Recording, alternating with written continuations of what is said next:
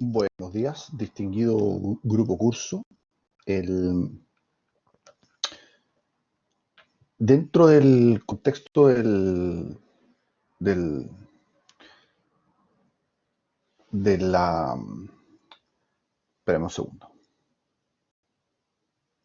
Ok, bien. Dentro del contexto del paro de actividades, se nos pidió desde dirección que realizáramos lo que teníamos programado para la semana de hoy.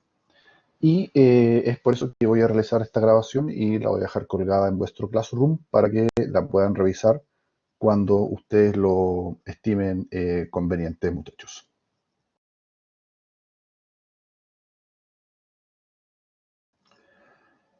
En la sesión de hoy vamos a terminar lo que nos quedó pendiente de la parte de anatomía y,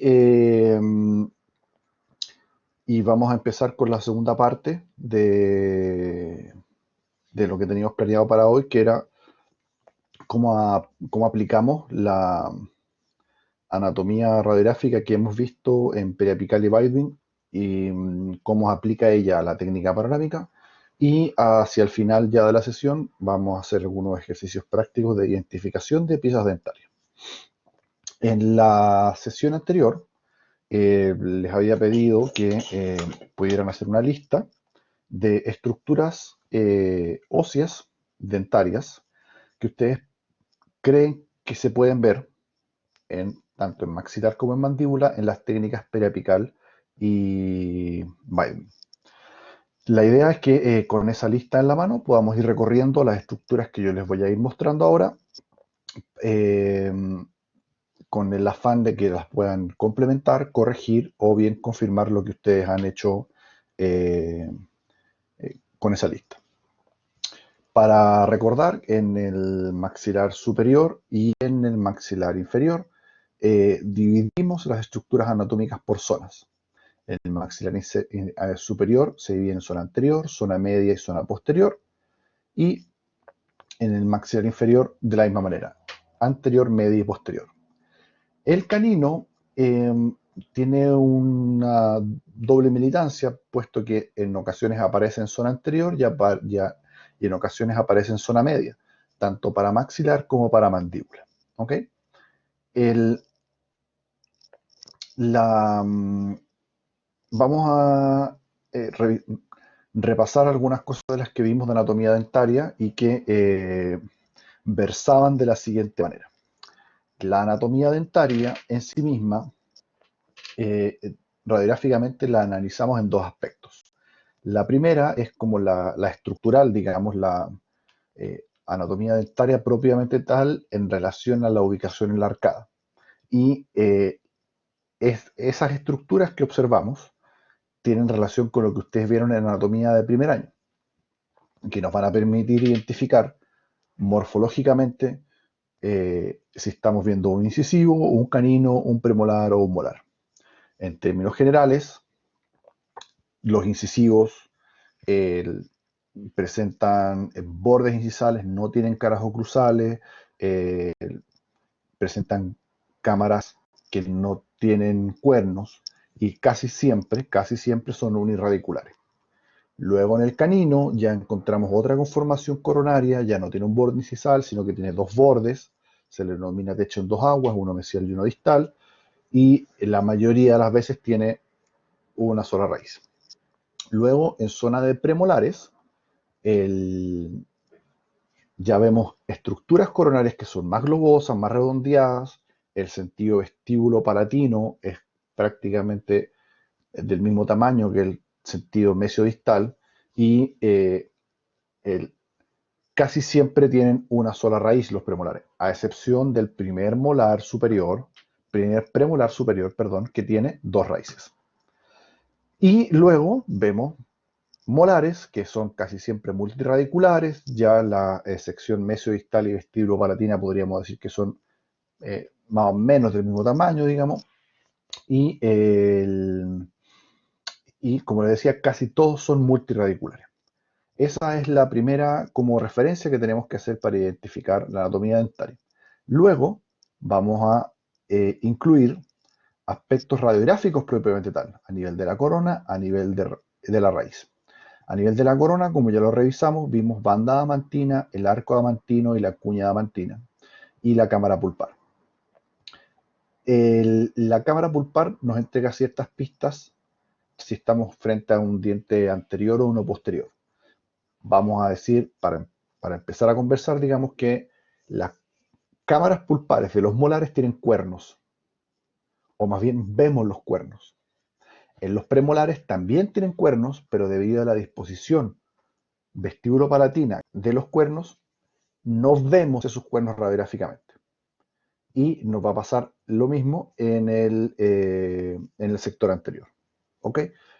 En relación a la raíz, tenemos que identificar los canales radiculares y vamos a hacer una división segmentaria de las raíces. Lo vamos a dividir en tercios, siendo el tercio cervical el que se encuentra más cerca de la corona, luego un tercio medio y luego un tercio apical que se va a relacionar, como su nombre lo indica, hacia el ápice de las raíces. Tenemos también la raíz del cemento, que en condiciones normales no debiera verse, ¿ok? Y rodeando la raíz tenemos el espacio periodontal, que es una línea negra radiolúcida, y rodeando a esta línea negra radiolúcida vamos a tener la cortical alveolar. ¿Ok? Esas estructuras es importante considerarlas y tenerlas siempre presentes porque van a corresponder, la observación de esas zonas se van a corresponder en muchísimas ocasiones con la gran mayoría de alteraciones que podemos tener a nivel odontológico. ¿Ok? Lo que estoy mostrando aquí en el 1 es un ejemplo de espacio periodontal. ¿Ok? Luego, justo por fuera, en 2, la cortical alveolar. Vemos aquí ahora en 3 la banda adamantina, 4 cuña adamantina y de cuña a cuña vemos es una línea más tenue que se corresponde con el arco adamantino. Y no olvidar lo que aparece aquí en 4.1, como si bien es una parte constitutiva del diente, está en relación directa siempre con el diente, por lo tanto la incluimos, que es el reborde óseo marginal. ¿Ok? Ahora, de la anatomía ósea propiamente tal, vamos a ir revisando algunas estructuras. Les pido que vayan cotejando con su lista. Vamos a partir con el maxilar. Nosotros en la clase teórica revisamos, creo yo, todas las estructuras óseas que debieran estar presentes en radiografías periapicales de maxilar superior. Dependiendo de la angulación de la radiación, de la ubicación de la película, es que si las vamos a ver o no. En otras palabras, todos los pacientes tienen todas las estructuras óseas que vimos en clase, pero no siempre las vamos a ver. ¿Ok? Y eh, con motivos de este laboratorio, lo que yo hice fue seleccionar aquellas estructuras que son más preponderantes, que se observan con mayor frecuencia. Por lo tanto, la idea es que las estructuras óseas que nosotros vemos en el laboratorio son las mínimas que ustedes debieran conocer, porque van a estar casi siempre, por no decir siempre, en todas las radiografías que veamos. ¿Ok? Vamos a ir por segmentos. Oh, zona de 2.1, zona de 2.2. Vamos a ver ahí arriba, en 1, la foramina de Scarpa o el agujero de ingreso al conducto nasopalatino al hueso maxilar. Luego en 2 vamos a ver el agujero de salida del nervio nasopalatino o el conducto nasopalatino. El agujero nasopalatino, perdón. Y en 3, ahora sí, el conducto nasopalatino. Ahora, aquí con el número 4 se está especificando la espina nasal anterior. ¿Ok? Desde donde se desprenden hacia distal del lado derecho y hacia distal del lado izquierdo. Otras líneas radiopacas que se denominan escotadura nasal. En 5 tenemos un agujero nasopalatino bastante más grande que el que vimos en números, pero que también nos van a servir para identificar que estamos viendo zonas anteriores. Vemos acá una línea radiolúcida súper delgada que divide el lado derecho del lado izquierdo. Esta estructura se denomina sutura intermaxilar. Ok, aquí en 6 volvemos a ver la espina nasal anterior, que se continúa hacia distal con la escotadura nasal, y hacia arriba ahora comienza a aparecer el tabique nasal. Desde la espina nasal anterior hacia abajo, esta línea radiolúcida, la sutura intermaxilar. Ahora, en 7 aparece otra estructura que es una proyección del tejido blando de la nariz, de la punta de la nariz.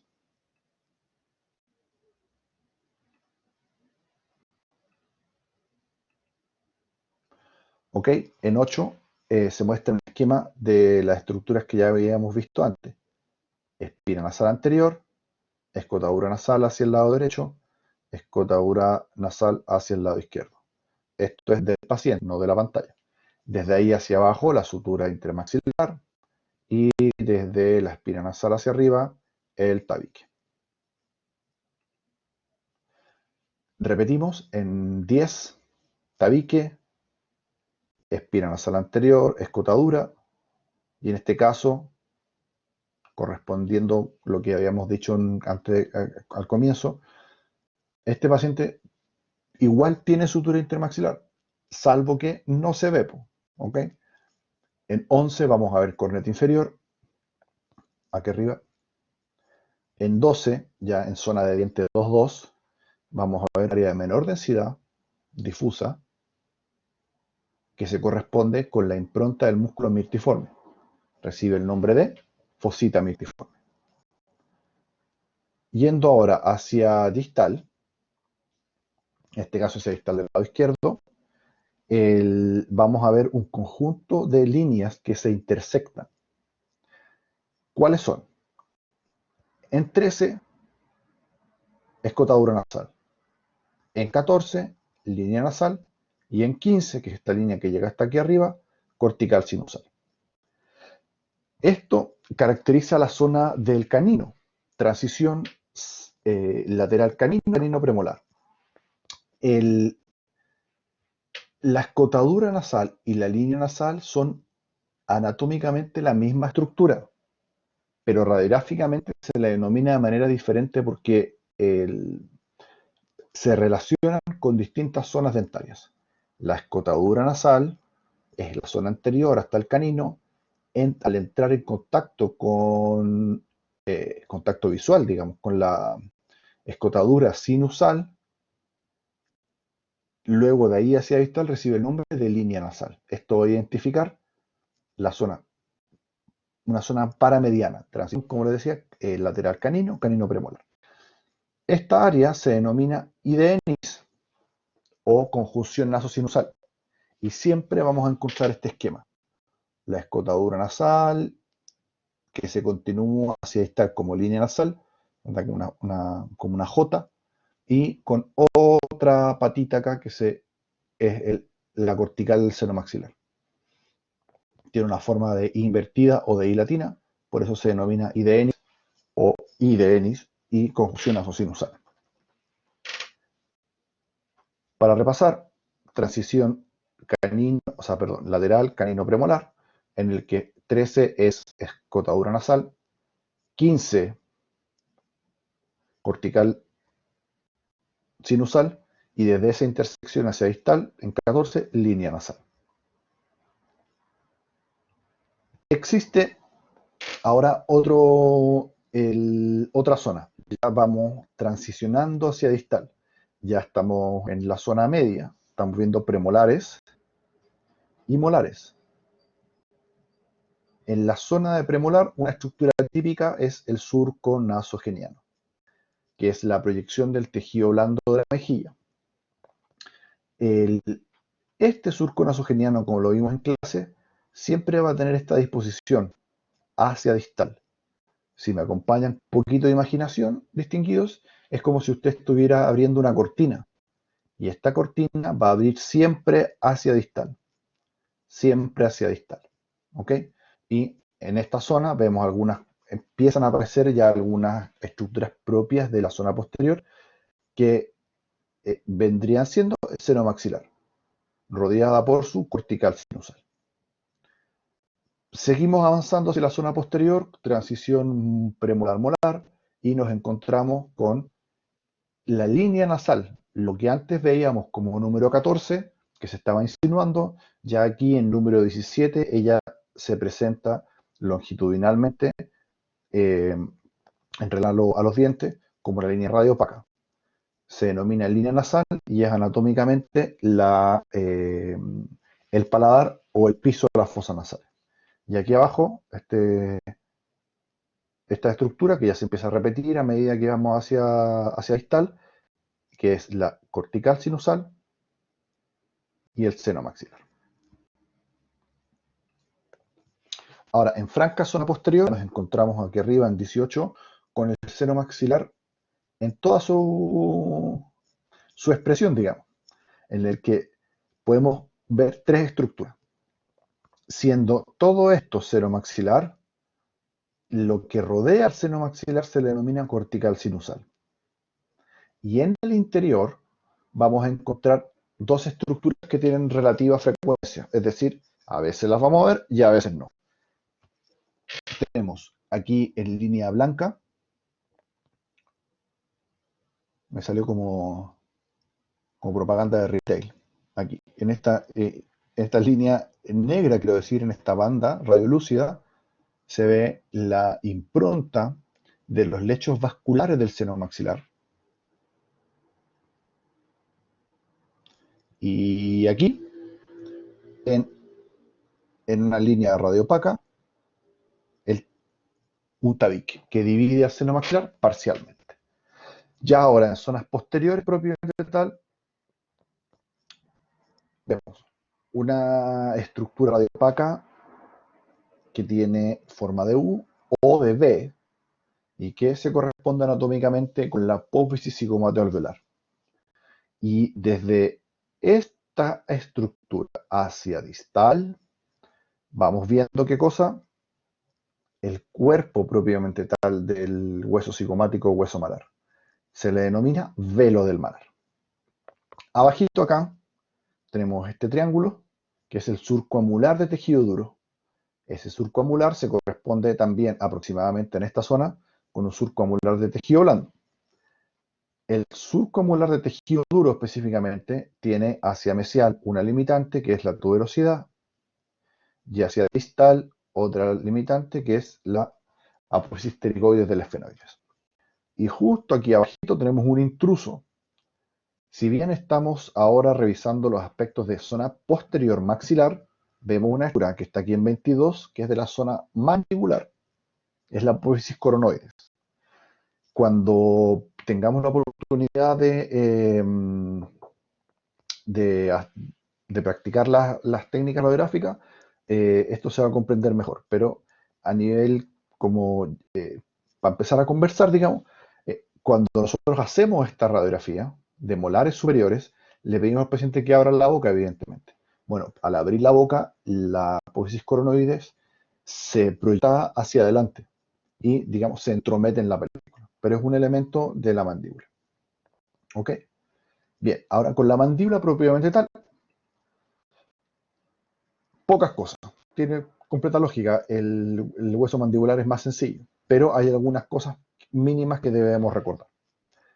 En el sector anterior, en el sector de incisivos, vamos a ver justo acá una estructura radiopaca, fuertemente radiopaca, que en ocasiones tiene justo en el medio una, una redondelita radiolúcida negra.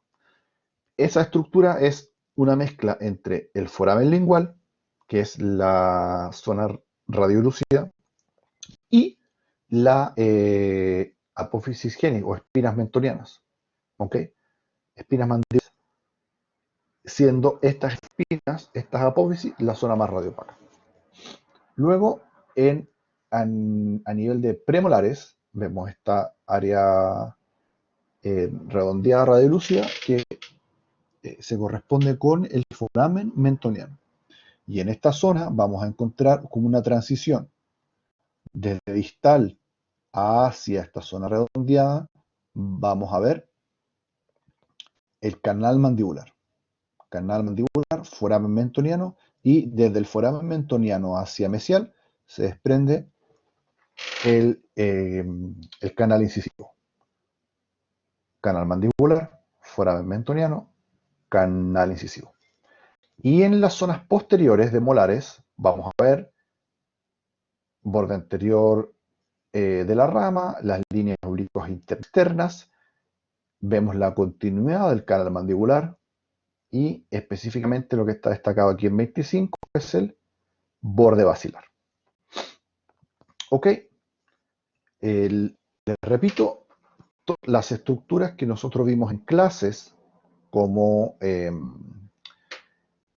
anatomía ósea en periapical, maxilar y mandibular son casi todas las estructuras con las cuales nos vamos a encontrar.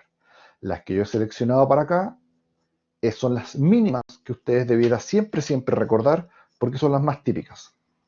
¿Ok? Ahora, continuando con la anatomía radiográfica, veamos cómo aplica la radiografía Biden. ¿Ok? Para aquellos que hayan tenido la oportunidad de ver la técnica, que revisaron el video o que saben cómo se realiza, se van a adelantar inmediatamente a pensar que las estructuras óseas que vemos son mucho menos. Y eso va a depender de qué, de la ubicación de la película. Cuando nosotros realizamos esta técnica, le vimos al paciente que muerda la película que está en un dispositivo y la película se comparte entre dientes superiores y dientes inferiores. Aquello nos permite solamente observar radialmente dientes, reborde óseo marginal inferior, reborde óseo marginal superior y, como aquí lo estoy indicando con la flecha, borde anterior de la rama. En este caso estamos viendo una técnica aleta mordida unilateral del lado derecho, en el que vemos el cuadrante 1 y el cuadrante 4.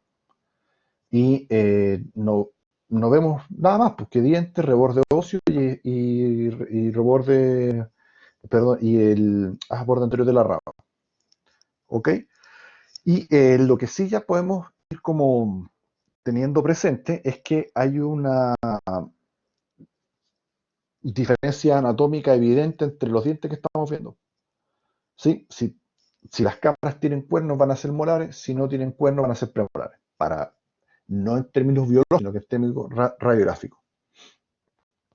Para refrendar lo que les estoy contando es lo siguiente. Ahora tenemos una Weidwing, aleta mordida, bilateral para paciente adulto.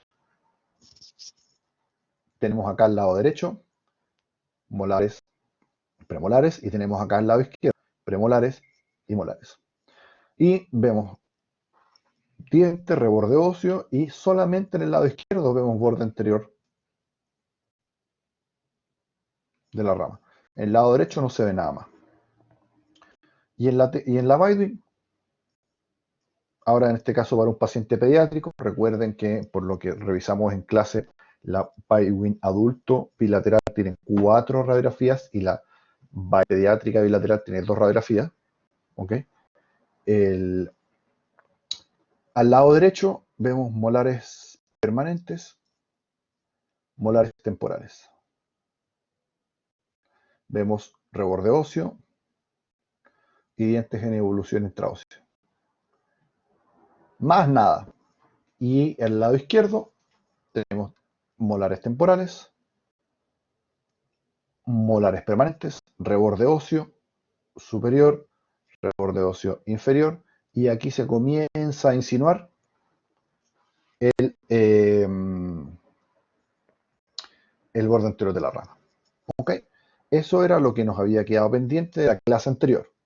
Ahora vamos a ir continuando con estos ejercicios hacia de hoy propiamente tal. ¿Ok? Como su nombre lo indica, obviamente, anatomía radiográfica, segunda parte. Se supone que hoy íbamos a hacer un test de las clases teóricas, de corte para Sol N1, y teníamos que hacer preguntas de la clase de anatomía, pero no la vamos a hacer por la eh, situación en la que usted, y vamos a ver si esto se suspende, esta evaluación se suspende o la retomamos en otra ocasión. Hasta el momento no tenemos información. Yo creo que va a depender mucho de cuánto dure el paro también. ¿Ok? El, Otra cosa que también teníamos pendientes para hoy y que pues suena como un poco desubicado, pero yo lo quise dejar porque eventualmente esto va a pasar. Es decir, alguna vez va a ser próxima semana.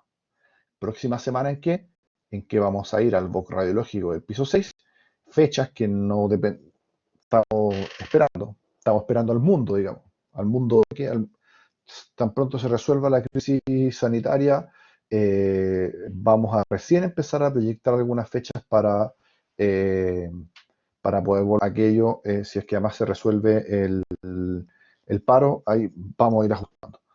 Pero quiero como empezar a dejarlo colgado para que después no nos sorprenda de manera tan rápida, que lo que vamos a hacer en el box del piso 6 es hacer un entrenamiento en toma radiográfica en técnicas periapicales y Baldwin en Fantoma. Una demostración. Para eso, cuando llegue esta ocasión, esto lo vamos a volver a repasar, pero lo estoy como anticipando, hay que leer los lineamientos, es decir, lo que vamos a realizar en cada una de las actividades que ya están en Classroom, y uno de los mínimos que tenemos que cumplir es ir con delantal o uniforme clínico. ¿Ok? Bien. Eso como entre paréntesis. Cierra paréntesis. Bien. La actividad mental para la sesión de hoy era algo similar a lo que hicimos al final de la sesión pasada, que es que usted, en conjunto con un compañero, y durante 10 minutos pudiera ir insinuando o proyectando en su mente qué estructuras anatómicas vamos a ver a nivel dentario, maxilar y mandibular, pero en radiografías panorámicas.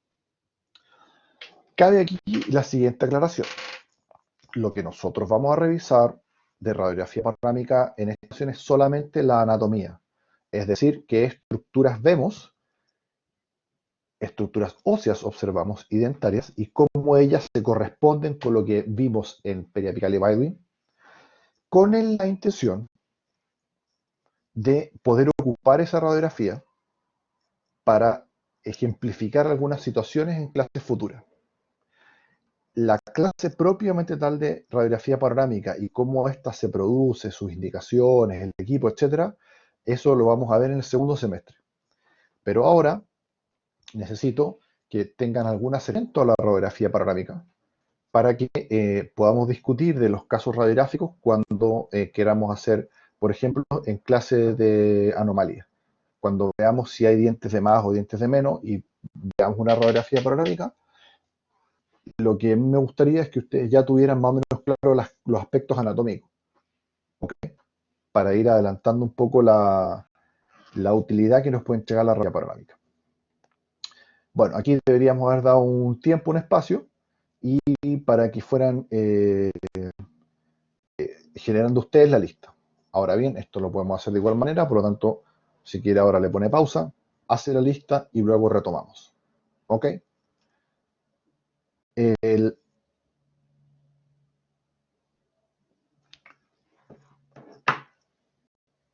ok, retomando. El, ocupo el mismo esquema, este mismo cráneo, para contaros que la radiografía panorámica va a involucrar, si nosotros vemos al paciente de lado, desde el reborde óseo, infrarrío, hasta prácticamente el hueso temporal, conducto auditivo, apófisis mastoides y todo el hueso maxilar y mandibular. Y si es de frente, estaríamos viendo de reborde a reborde, todo el maxilar y toda la mandíbula. ¿Ok? Nos va a entregar eso algunas diferencias muy importantes con respecto a la técnica periapical en relación a estructuras que vemos y cómo las vemos. La periapical, recuerde, era por segmento. veíamos en zona de molares, veíamos eh, una estructura, en zona de canino. En las panorámicas las vamos a ver siempre todas. Igual las dividimos por maxilar y mandíbula, pero con fines académicos. ¿Ok? Dentro de la lista que ustedes debieran tener, debieran incluir o podrían haber incluido alguna de las siguientes estructuras que aquí están esquematizadas. Eh, Sale ahí arriba que era anote o fotografía el esquema, porque la idea es que vayamos ahora, usted vaya comparando, a medida que yo vaya avanzando en las futuras imágenes, que usted vaya comparando con este esquema, qué estructuras ve, cuáles estructuras no se ven. ¿Ok? Si las repasamos, hay muchas que se repiten en la periapical. Se van a ver de otra forma. Por ejemplo, seno maxilar, corneta inferior, tabique, espina nasal anterior, foramen incisivo, paladar duro, reborde óseo, piezas dentarias, eso en maxilar. Y en mandíbula, la apófisis estiloides, el canal mandibular, el foramen mandibular. Incluso la eminencia mentoniana o el foramen lingual. Esas estructuras que las acabo de nombrar son las estructuras que podemos ver en la radiografía periapical. En la radiografía panorámica se agregan algunas más, por la extensión de la técnica nada más, como, ya ver, fosas nasales, reborde orbitario, en este caso el lado derecho, apófisis perdón, fosa pterigomaxilar o ptericopalato-maxilar, arco cigomático, cóndilos, conductos auditivos, procesos estiloides y el hueso yoides. Es un solo hueso yoides, que aquí aparece graficado como dos, pero es el mismo visto del lado derecho acá y luego del lado izquierdo. ¿Ok? Vamos a ir viendo ahora cómo es que se relacionan con cada una de las estructuras en una radiografía. Bien, vamos a ir destacando. Si las vemos así a ojo pelado, digamos, va a costar identificar algunas estructuras. Por eso les voy haciendo algunos esquemitas para que luego ustedes la puedan estudiar. Primera cosa, observamos en maxilar, ahí las estoy destacando, estas tres estructuras. El reborde infraorbitario del lado derecho, el reborde infraorbitario del lado izquierdo y el tabique nasal. ¿Ok? Aparecen ahora hacia atrás de los rebordes infraorbitarios estas estructuras que se corresponden con el arco cigomático. ¿Ok? Arco cigomático del temporal. Luego, perdón, y aquí en celeste, la proyección del cartílago nasal o de la punta de la nariz. Cartílago nasal o punta de la nariz.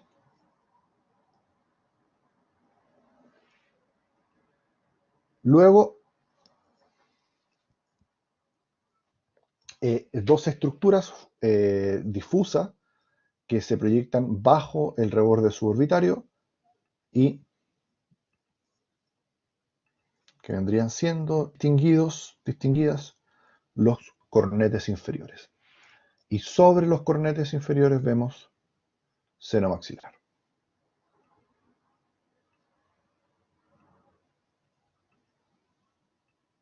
¿Ok? Ahora, un poquito más arriba del seno maxilar vemos dos cilindros que se corresponden con el agujero suborbitario. El conducto suborbitario, perdón, conducto suborbitario. Y ahora, un poco por detrás vamos a ver estas estructuras de gota invertida que se van a relacionar con la fosa ptericopalato-maxilar o la fosa ptericomaxilar, que vendría siendo de lo que veíamos nosotros en el surco amular de las periapicales en zona posterior hacia arriba, hacia craneal. Bien, seguimos en la misma zona maxilar, concentrémonos ahora en la zona cercana al seno maxilar, porque dentro del seno maxilar vamos a ver estas líneas. Estoy presentando ahora dos líneas y un rombo.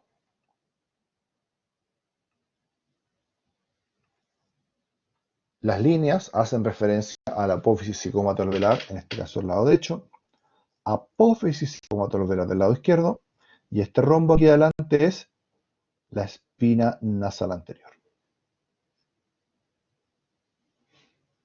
¿Ok? Y ahora, digamos en diagonal a la apófisis cigomato-alveolar, tenemos esta estructura que se corresponde con como una gotita, paladar blando. Y justo atrás está la apófisis también, la apófisis ptericoides del esfenoides. Zona de surco amular en las periapicales, en esa zona estaba hablando. Ahora, por detrás de ese paladar blando, vamos a ver proyecciones en relación al. Pero ahí.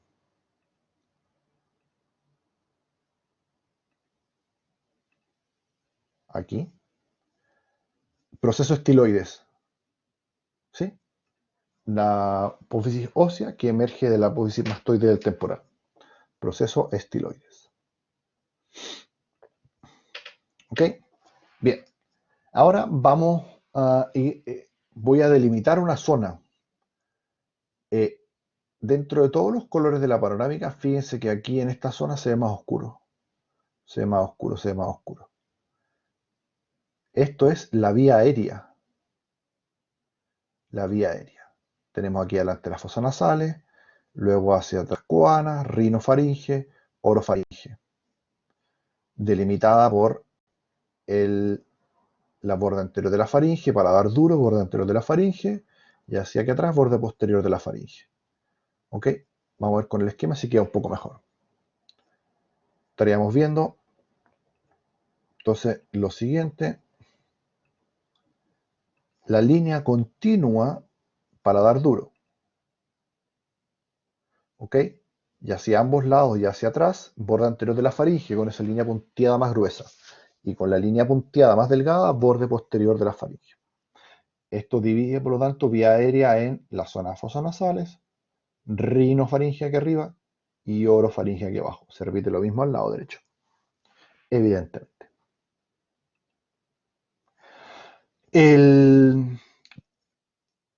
Vamos a pasar ahora a revisar las estructuras de la mandíbula. La más evidente, el hueso mandibular. Me adelante.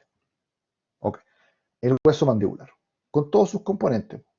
Borde anterior de la rama, apófisis coronoide, contadura sigmoidea, cóndilo, borde posterior de la rama, ángulo mandibular, borde basilar, eminencia mentoniana.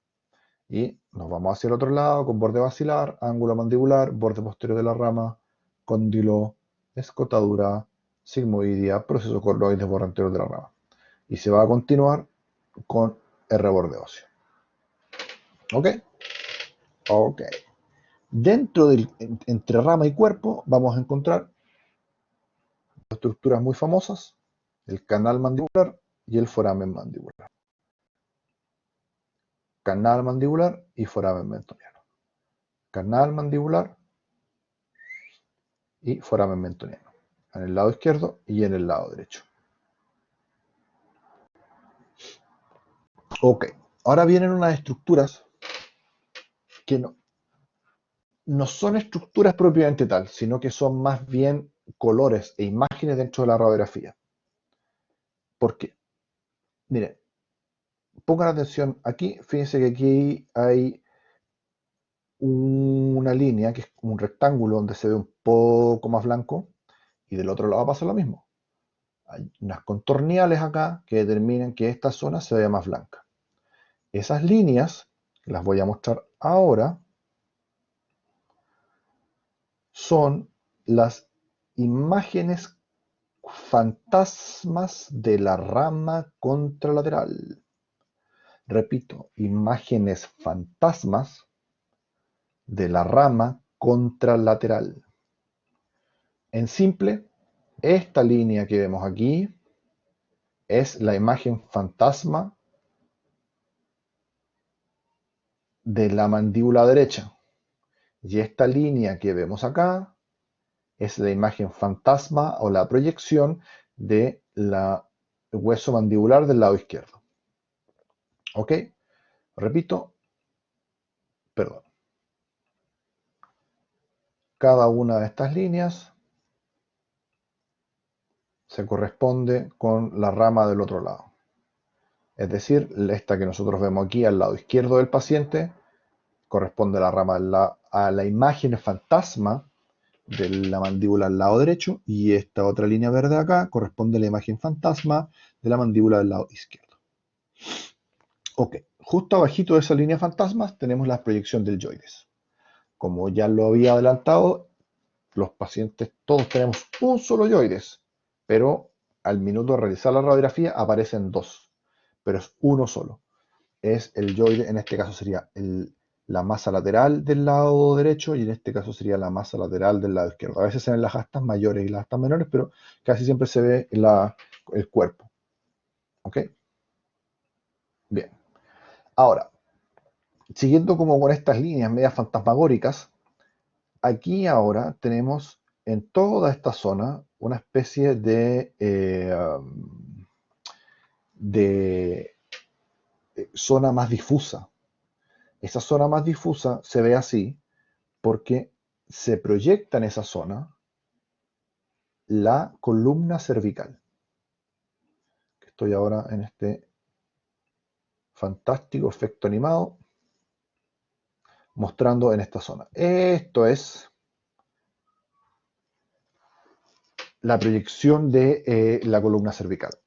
Cuando conversamos nosotros la semana pasada respecto de las indicaciones del sector anterior, yo los contradecía un poco cuando ustedes querían pedir panorámica para ver zona anterior.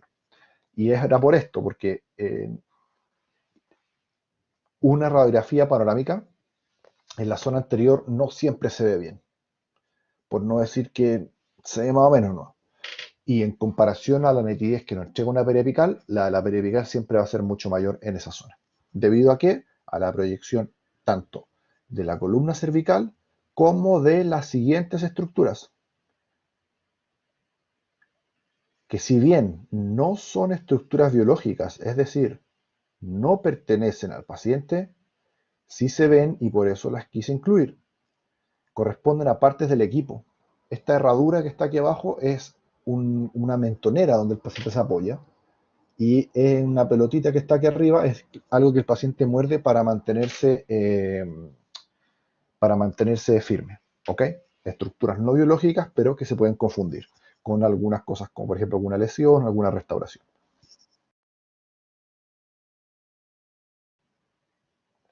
Bien, parte de lo que tenía preparado también es que luego de haber visto esto, era que pudiéramos reflexionar respecto de los pacientes en edades extremas, pacientes geriátricos como este, por ejemplo, o pacientes pediátricos como este ejemplo. Si ustedes recuerdan, en la radiografía que yo utilicé recién en la misma imagen para mostrarles todos los esquemas, se ven todos súper bien. Bueno, esa radiografía fue elegida con esa intención. En la vida real, jóvenes, la vida no va a elegir por ustedes la mejor radiografía en las cuales pueden ver todas las estructuras. Entonces es conveniente, creo yo, cuando estamos conversando el curso, ir dejando estas inquietudes, en el que la idea de este ejercicio era como de todo lo que vimos en el paciente adulto joven anterior, anterior me refiero a este paciente, donde veíamos toda la estructura anatómica. ¿Cuáles de esas se ven acá y cuáles de esas no se ven acá? Para que vayamos contrastando. Y acá, ¿qué pasa con el paciente pediátrico? El, en una forma muy coloquial, podríamos decir que tiene maxilar y mandíbula están llenos de dientes. Entonces hay estructuras que no podemos ver. Por ejemplo, el foramen mentoniano. No es que este paciente no tenga foramen mentoniano, sino que se interponen los dientes que están por erupcionar en el camino de la radiación e impiden que veamos el foramen mentoniano. ¿Ok? Eh, entonces la idea era hacer ejercicio o, por ejemplo, aquí en el paciente geriátrico era por ejemplo, identificar acá cómo este seno maxilar es enorme, enorme, enorme, enorme, está ampliamente neumatizado, no significa que sea una lesión. Pero, por ejemplo, no vemos el cornete de este lado. En cambio, al otro lado vemos un seno maxilar, es más grande de lo que vimos, como en los casos de los ejemplos, pero es más pequeño el derecho que el izquierdo. Sin embargo, podemos ver aquí un cornete bastante grande, hipertrófico. ¿Ok? Y así otras estructuras que la idea era que fuéramos imponiendo cuáles ven y cuáles no ven, y hacer lo mismo acá en el paciente pediátrico. Bien, la revisión de la anatomía como tal ya la hemos terminado. Quisiera reforzar, si es que no lo he dicho antes, que la anatomía, el estudio de la anatomía radiográfica, a ustedes les tiene que entregar dos metas. La primera es que mediante la identificación de las zonas óseas que ustedes ven en periapical y en Baldwin, ustedes logren buscar pistas para saber qué diente estamos viendo. Ese es el objetivo final de la anatomía radiográfica en periapical y Baldwin. Ahora bien, la anatomía radiográfica en periapical, Baldwin y panorámicas tiene otra función, que es distinguir lo normal de lo alterado. En otras palabras, si ustedes están con un conocimiento adecuado de la anatomía ósea que ven en periapical, Baldwin y panorámica, cuando empecemos a ver lesiones o alteraciones, ustedes van a poder tener mayores referencias. Me explico. Vamos a ver una lesión apical, una alteración en el hueso, y pues, lo primero que queremos hacer es distinguir si es normal o alterado. Para eso hay que tener conocimientos de la anatomía, para poder esa distinción, para poder hacer esa distinción. ¿Ok? Y como decía, como no venía preparado, tengo una pequeña capsulita esto es algo que lo hago solamente con mi laboratorio, esto es una opinión personal, que yo creo que la clase de anatomía es un momento adecuado para ir haciendo el contraste entre anatomía normal versus lesiones óseas apicales. ¿Ok? Son 3 diapos esto podría ser como una nota al margen. La, eh, Antes de partir precisamente con el tip, con el dato, tendríamos que haber yo sabido de parte de ustedes si ustedes saben lo que es una lesión apical o si está familiarizado con los conceptos de línea simple y línea condensada. Si no los conoce, no se preocupe por el momento. ¿Por qué? Porque vamos a tener clases de lesión apical y vamos a tener clases de línea simple y línea condensada. Lo que me interesa para esta instancia, que es cómo distinguir anatomía normal versus lesiones óseas apicales, lo que me interesa es que entendamos primero la lesión apical. La lesión apical es una disminución en la densidad del hueso producto de una infección que se produce dentro del diente. En otras palabras, el diente se compromete, se necrosa y todo ese tejido necrótico rebalsa por el ápice y destruye hueso. ¿Ok? Y la mayoría de las veces se ve como una forma redondeada y radiolúcida, negra. Ustedes ya al tiro van a ir conectando como, o diantres, se ve igual, por lo tanto, que un foramen mentoniano, que también es redondeado y es radiolúcido. Y si se proyecta tal vez sobre el foramen, perdón, el conducto nasopalatino o sobre el seno maxilar, ¿cómo lo podré distinguir? ¡Oh, qué agobiante! Pues, más no se preocupe. Ahí entran los conceptos de línea simple y línea condensada.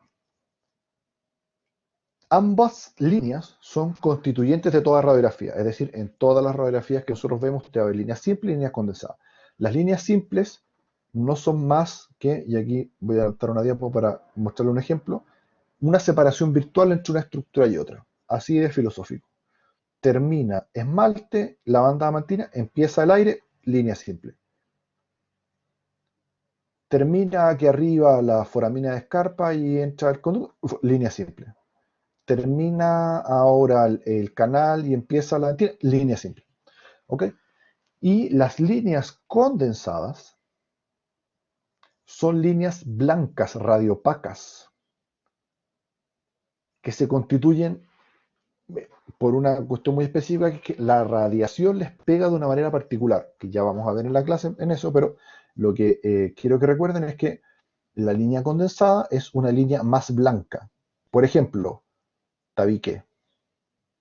Por ejemplo, cortical alveolar, reborde marginal y otros ejemplos como el borde basilar, por ejemplo. ¿Ok? Entonces, como, como una premisa, las lesiones apicales son zonas redondeadas, radiolúcidas en relación al ápice del diente, que son algo patológico.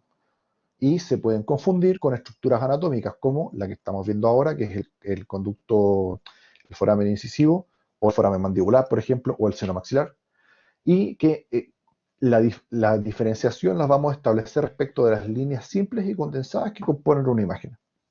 En otras palabras, en un diente sano, las líneas simples y las líneas condensadas se mantienen. En un diente enfermo con una lesión apical, las líneas simples y las líneas condensadas se pierden. ¿Ok? Voy a hacer el siguiente ejemplo. Estamos aquí en el diente 2.1. Hay una estructura aquí, además muy romántica, que tiene una forma de corazón, que podríamos tener la duda si se trata de una lesión apical, de una enfermedad del hueso o de una estructura anatómica normal. Premisa. Recuerde, las líneas simples del espacio periodontal mantenidas en caso de anatomía normal. Definición de línea simple, línea virtual que se produce por yuxtaposición de dos áreas de diferente índice absorcional. Este concepto será abordado en la sesión de fenómenos absorcionales.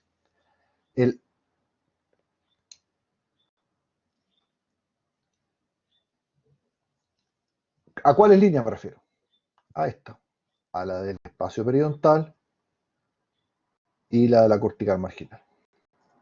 En otras palabras, vamos a decir que este diente es sano porque esta línea que aparece aquí, la línea en negro,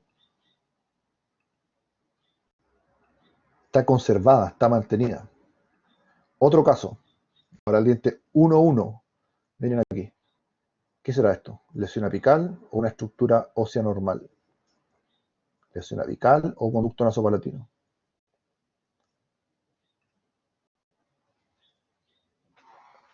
Recuerde, líneas simples del espacio periodontal se encuentran mantenidas en caso de anatomía normal. ¿Cuáles? Espacio periodontal mantenido. Espacio periodontal mantenido. Espacio periodontal mantenido. ¿Qué significa eso? Que estamos en presencia del conducto nasopalatino y no de una lesión apical. Cambia ahora la cosa. Las líneas simples del espacio periodontal se pierden en caso de lesiones apicales. Estoy mostrando ahora una lesión apical. La discriminación no tiene que ser respecto de la forma de la zona radiolúcida, sino de qué? De estas líneas. Esas líneas negras que se corresponden al espacio periodontal se encuentran perdidas, por lo tanto es lesión. Se pierde la continuidad, es lesión. ¿Ok? Ya. Antes de pasar a la última parte de los ejercicios, a modo de síntesis, recuerden que para distinguir anatomía normal de lesiones óseas apicales, vamos a apelar a la continuidad o discontinuidad de las líneas simples y condensadas de una imagen. ¿A cuáles líneas simples en particular? A la del espacio periodontal. ¿Y a cuál línea condensada particular? A la de la cortical alveolar. Ok, bien. En la última parte, la intención era, en este caso, realizar el proceso de identificación de los dientes. Como ya les dije anteriormente, el estudio de la anatomía por sí solo no sirve para nada. Hay que necesariamente anclarlo a dos cosas. Primero, que la identificación de estructuras óseas nos permita identificar qué diente estamos viendo. Y la segunda es que con todo nuestro conocimiento de anatomía podamos contrastar respecto a si es lesión o estructura anatómica lo que estamos viendo. Bien, ya tuvimos un pequeño adelanto del contraste entre sano y alterado, y aquello lo vamos a seguir retomando en clases venideras. Y lo que sí me gustaría detenerme ahora es en la parte de identificación de los dientes. Es decir, cómo la anatomía ósea nos va a entregar pistas para saber en qué zona estamos. Para eso, le pido recuerde el protocolo que revisamos en clases de identificación de dientes. Ese protocolo indicaba los siguientes pasos. Primero, tener claro la nomenclatura, ya sea por cuadrantes o por cuadrantes o por la nacional. O sea, cuadrantes 1, 2, 3, 4 para el paciente adulto, 5, 6, 7, 8 para el paciente pediátrico. Y la nomenclatura nacional, 1, 16 dientes maxilares, 17, 32 dientes mandibulares o a la T para los dientes pediátricos. Luego, tener claro, luego de la nomenclatura, tener claro cuáles son las estructuras óseas por sector que vamos a ver. Y ahí les va a servir la lista que les pedí que hicieran. ¿Ok? ¿Cómo aplica eso? En el sector anterior yo voy a ver sutura intermaxilar, proyección de la nariz, escotadura nasal, espina nasal anterior. Si yo veo esas cosas, estoy en zona de 1-2, 1-1 o 2-1 o 2-2. Otro ejemplo, si yo veo surco amular, seno maxilar y tuberosa, estoy en zona de 1.8 o 2.8. Si yo veo foramen mentoniano, estoy en zona de 3.4, 3.5 o 4.4 o 0.5. Esa es la idea. Ya. El siguiente paso es recordar algunas nociones de qué dientes más o menos estamos viendo. Como les dije en la clase de anatomía, los dientes indemnes son muy raros que veamos. Algo van a tener. Pero incluso si estuvieran alterados, van a tener, y de nuevo, me disculpan lo coloquial, van a tener pinta de algo. Este diente tiene pinta de tiene pinta de premolar. ¿Ok? Ese sería el antepenúltimo paso. Y el último es que eh, tiene que identificar hacia dónde está distal y luego darlo vuelta mentalmente. Si ya ha recorrido todos los pasos anteriores, está al 90% de saber qué diente está viendo. Si ya ha recorrido todos los pasos anteriores, va a llegar un minuto frente a su radiografía en que ya distal está hacia el lado izquierdo, hacia el lado derecho, respecto de lo que yo estoy viendo. Si distal está al lado izquierdo de lo que yo estoy viendo, es el cuadrante derecho del paciente. Si el cuadrante está al lado derecho de lo que yo estoy viendo en mi mano derecha, el cuadrante que estoy viendo es el izquierdo del paciente. ¿Ok?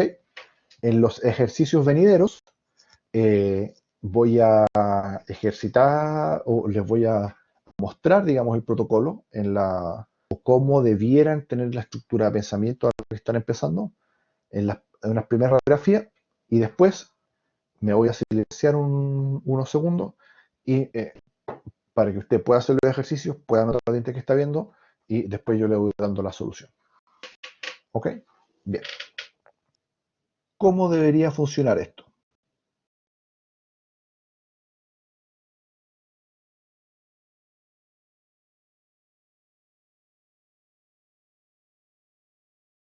Por ejemplo, ya, tengo clara la nomenclatura, tengo que partir por ahí, tengo que saber cómo se llama el central superior, el molar inferior, etc. Segundo, estructuras óseas. ¿Qué estoy viendo? A ver. Esto es ah, espira nasal, escotadura nasal, sutura interproximal. Y esto de acá, proyección del cartílago.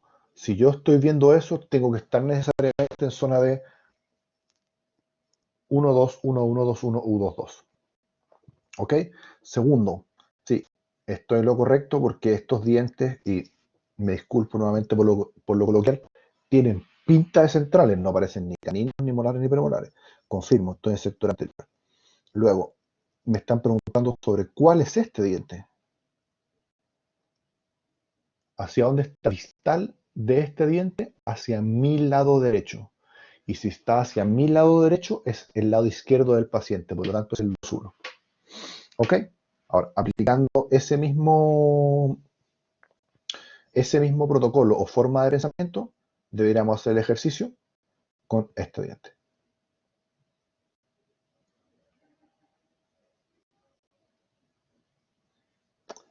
Ok, si ocupamos el mismo camino, es la misma zona, el diente es el 1.1. ¿Ok? Vamos a ver cómo aplica ya, por ejemplo, aquí. ¿Qué diente es? Voy a silenciar un segundo para que le ponga pausa y después continuamos. Ok, volvemos. La estructura de pensamiento debería ser la siguiente. Tengo clara nomenclatura. eh, Tengo, a ver, aquí. Estos dientes tienen pinta de ser anteriores porque tienen una raíz. Hay borde incisal. Aquí hay un techo en dos aguas. Este tiene pinta de canino. Tiene toda la lógica porque estoy viendo aquí la conjunción nasosinusal, que es el cruce entre la escotadura nasal, la cortical sinusal y la línea nasal.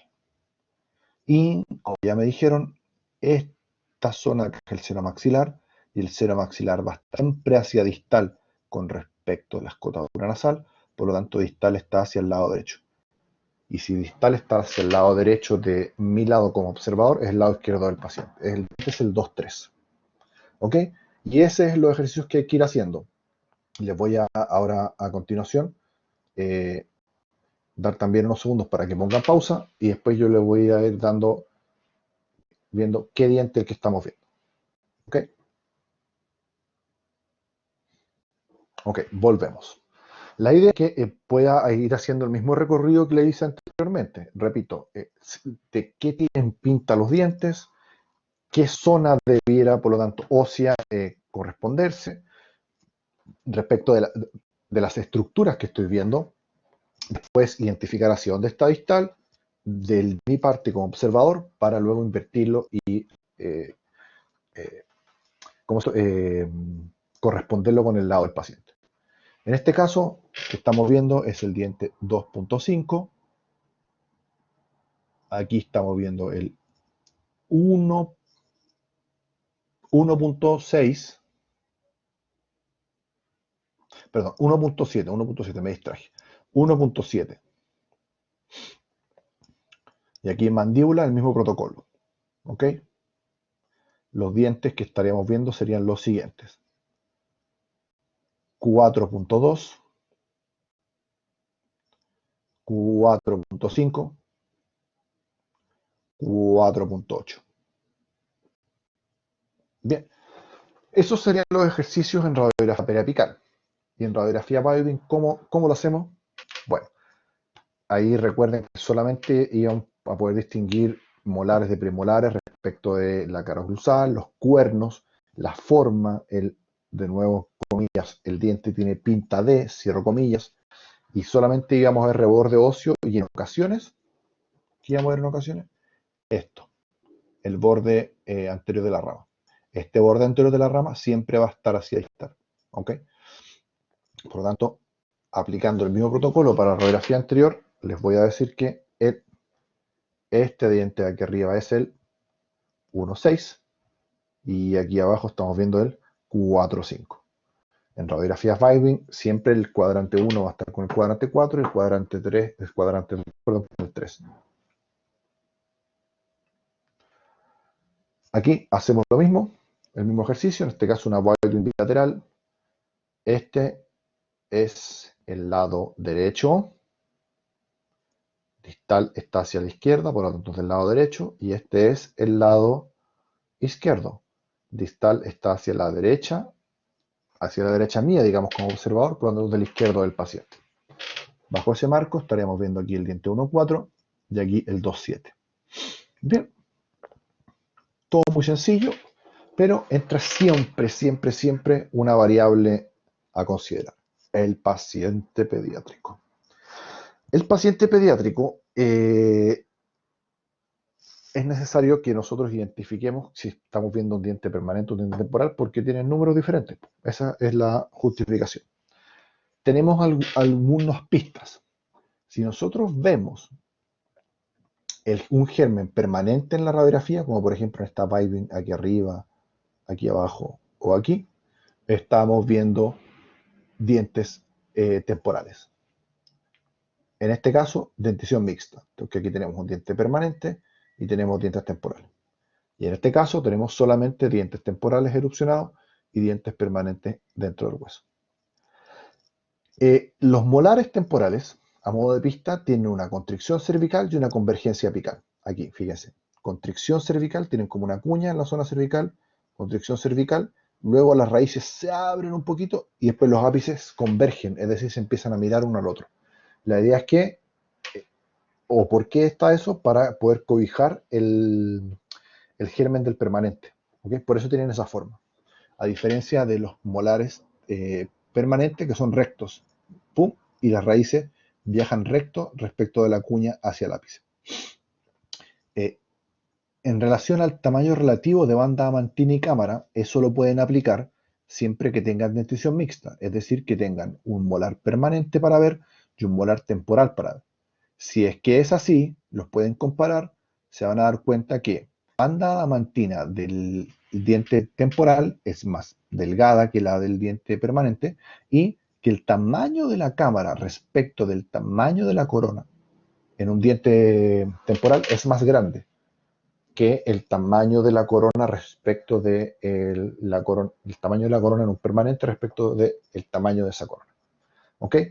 Y algún otro tip para en anteriores es que si ustedes ven el tamaño relativo de la cámara y el canal es mucho más grande en un diente temporal que en un diente permanente. ¿Sí? En otras palabras, el tejido pulpar cameral y canalicular es más amplio que en temporales que en permanentes. ¿Ok? A continuación viene una serie de ejercicios en la que teníamos que dar un tiempo y ir preguntando qué diente es, qué diente es, qué diente es. Vamos a hacer lo mismo que en el anterior. Me voy a silenciar un segundo para que le alcance a poner pausa. Usted pueda hacer los ejercicios y después yo le doy la solución. Ok, volvemos. Vamos. Este diente es el 5-4, 5-3,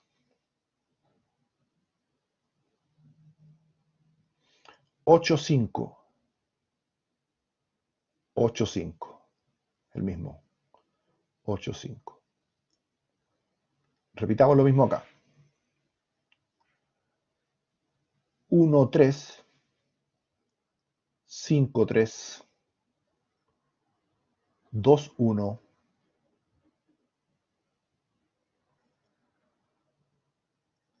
3-3,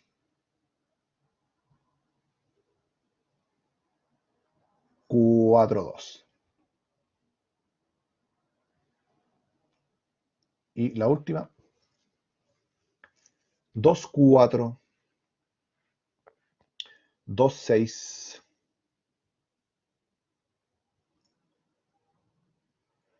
3-7, 7-5 y 7-5. Ok, eso eran los ejercicios que les tenía preparados para el día de hoy.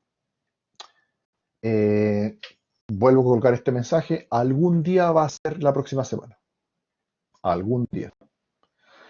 En el que vamos a ir al box radiológico del piso 6 a hacer radiografías en Fantoma. Cuando hagamos ese ejercicio práctico se van a entender muchas de las cosas que vamos a ir viendo en la parte de técnica. Vamos a hacer radiografías periapicales y Baldwin en fantomas, como les decía, las fechas pendientes porque va a depender de la situación sanitaria mundial y también de que puedan resolver el paro. Cuando nos toque ir, es importante leer los lineamientos, porque ahí sale qué es lo que vamos a hacer en cada una de las actividades. Y es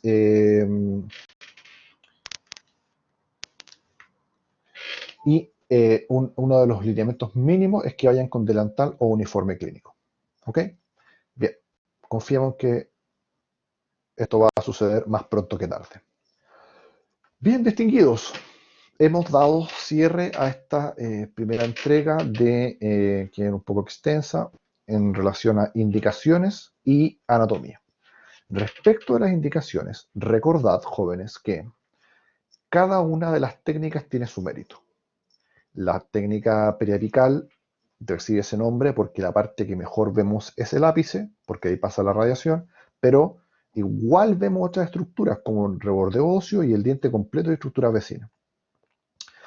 En la Baldwin nos pasa algo más o menos parecido, que si bien la radiación está dirigida a que veamos la zona entre los dientes, también vemos otras zonas como reborde óseo y otras partes de la corona. ¿Ok? Y en la panorámica, que ya, insisto, en el segundo semestre vamos a ver cómo se forma, vemos una amplia extensión. Si una radiografía nos sirviera para todo, ocuparíamos solo esa.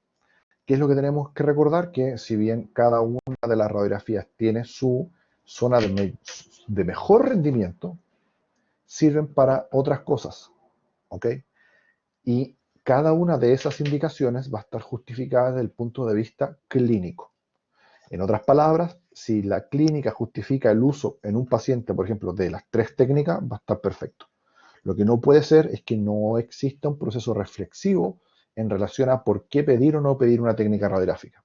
La idea es no andar radiografiando porque sí nomás, a tontas y a locas. Eso es como una síntesis de las indicaciones. Eh, y respecto a anatomía, recuerden que estudiar la anatomía ósea por sí misma no tiene ninguna importancia. Hay que conectarla con la ubicación de las piezas dentarias y con la diferenciación de estructuras patológicas. La anatomía que nosotros estudiamos en Baldwin y periapical les va a servir principalmente para identificar qué diente estamos viendo. ¿Okay? Aquello en la panorámica no influye nada porque vemos todos los dientes y los sacamos por descarte. Pero en periapical y Baldwin les va a servir. Tienen que partir por ahí para ubicarse. Nosotros ahora estamos haciendo ejercicios que son muy obvios, pero después en el mundo real van a encontrar dientes por medio, dientes que van a faltar, pero las estructuras óseas siempre estarán ahí para ustedes. Y ya la anatomía ósea además sirve, ahora sí, en panorámicas, en hiperepicales, para poder distinguir de estructuras normales de estructuras patológicas. Jóvenes, les envío un afectuoso saludo y es todo por hoy. Nos estamos comunicando. Hasta la próxima.